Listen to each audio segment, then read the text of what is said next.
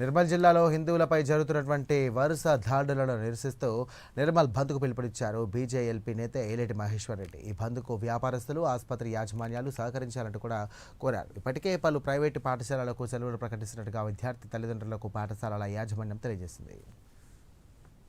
నిర్మల్లో జరిగినటువంటి డాక్టర్ సంతోష్ రాజ్ పైన జరిగినటువంటి దాడికి నిరసనగా నిందితులను వెంటనే అరెస్ట్ చేసి కఠినంగా శిక్షించాలని, అదే మాదిరిగా గత కొంతకాలం నుంచి హిందువులపై జరుగుతున్నటువంటి వరుస దాడులకి నిరసనగా రేపు శనివారం రోజు నిర్మల్లో భారతీయ జనతా పార్టీ బంద్కు పిలిపివ్వడం జరుగుతూ ఉంది.